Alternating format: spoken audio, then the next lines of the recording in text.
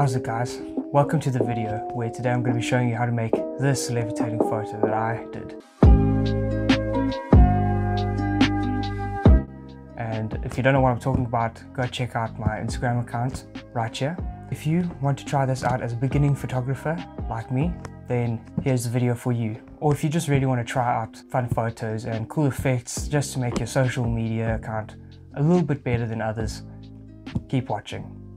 Okay, so this is the idea of Peter McKinnon. He posted a video a while ago on how to make this effect, and I'm just kind of rehashing some of that, but using more easier tactics of how to get the photo for, as I said, beginners or people that don't have all the tools to make this kind of effect.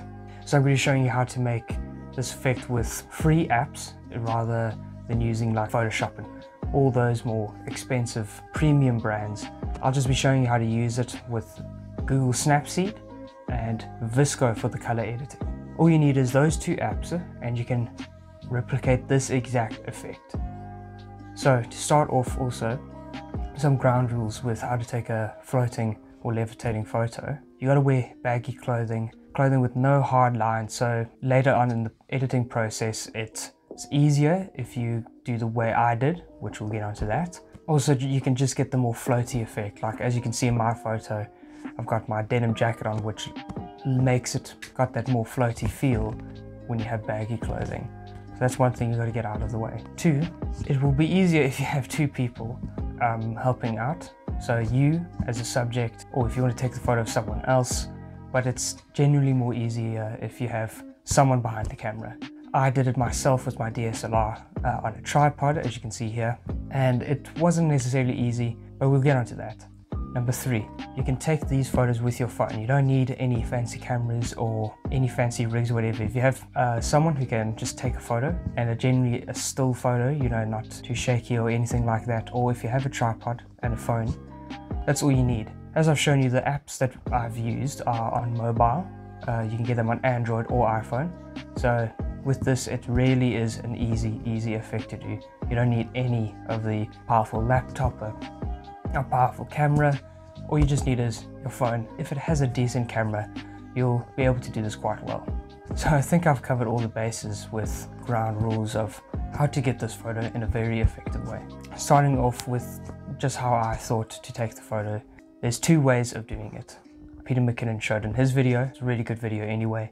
And his latest post, really good photo. That's kind of what inspired me to do it. But the two ways you can do it is you can just simply jump around and it's a bit awkward, looks a bit stupid, or maybe doesn't, but it does feel a little bit silly. So that's what you can do. You choose environment where you want and you just end up, as weird as it can sound, you got to jump very floppy. It's a very weird thing to wrap your head around when you're doing it, but very effective.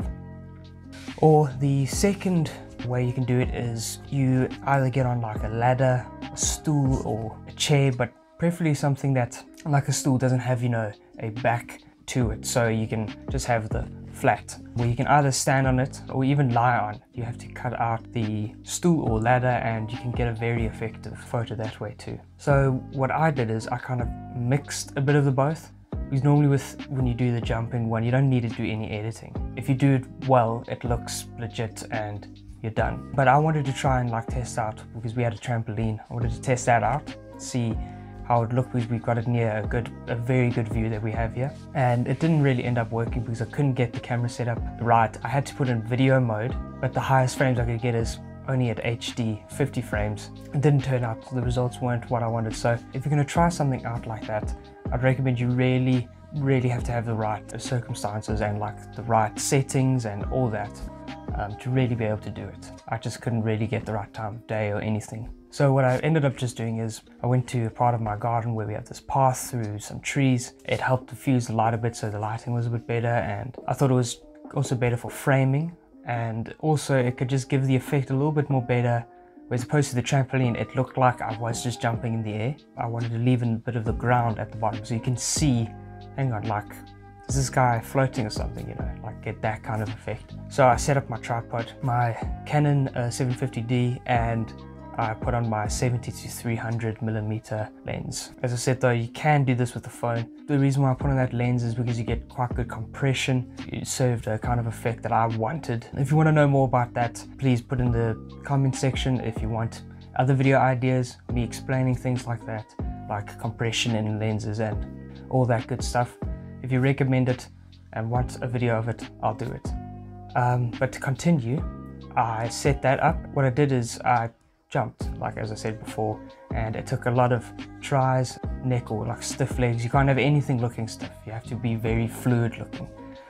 So it is quite hard. It's much harder than what it looks like and a bit ridiculous looking, but I got the effect. And what I ended up doing is also taking a clean plate.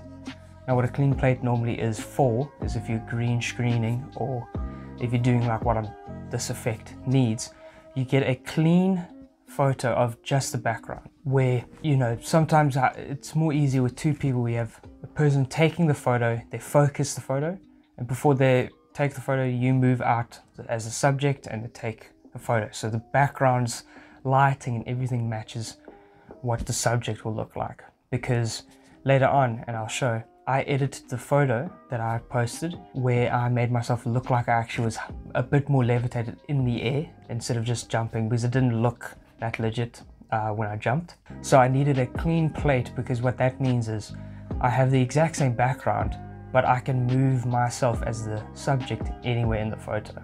So now to get onto the editing. Now all I did is I just used my phone, as you can see on the side here, and what you then do is you go down into the double exposure and you have your photo there, and when you press the add photo down on the bottom, you then find the file that you want, you know, the second one. So as you can see here, I put my clean plate first and I put myself as the subject second. As you can see with the photo, it doesn't quite line up, but that's perfectly fine, because I'm not using the background of the original photo. I'm going to be using the background of the clean plate, because we're stacking essentially the photos on top of each other. So here's the photo with me as the subject, and here's the clean plate. The clean plate is underneath my one. And if I remove the background from my photo, I have the background of the clean plate. That's why I said it's quite crucial, because then if I cut myself out, which I'll show you now, you can move your character anywhere. And as you can see, I ended up placing my character a little higher up where I jumped. Once you do that, you put it into full opacity so that the photo is completely visible. You just press on the little funny two squares with the arrow next to the information button there. Your view edits, go to double exposure, press on the square with the brush, and what you do essentially is you have the clean plate photo again, because it's the bottom layer. You paint by hand whatever you want in. I've done it before with other objects like a camera lens or a speaker. You can do this with any photo. You just need to make it look really plausible. And here are the photos for examples.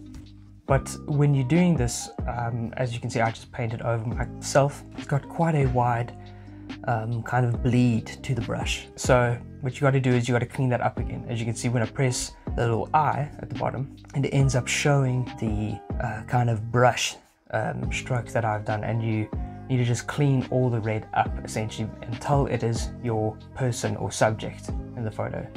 So it's a bit tedious, you have to do it like that. And at the bottom, just so you know, to help later, if you have it at 100 and if you go down to 0, it can either bring in or take. That bottom part is your opacity of the brush.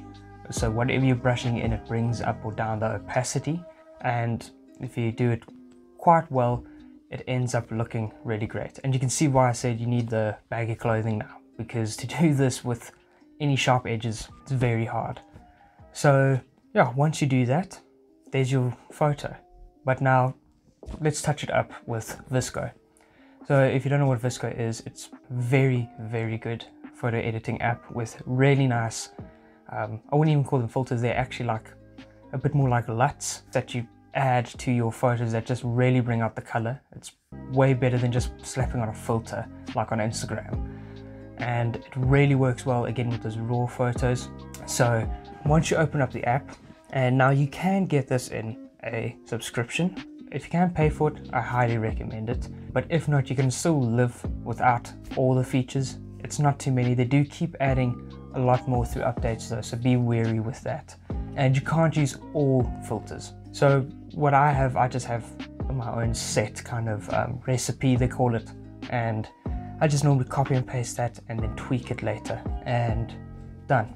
There's the photo. And now if you look at the photo before, the photo after, so you can see the difference and why I did touch up afterwards.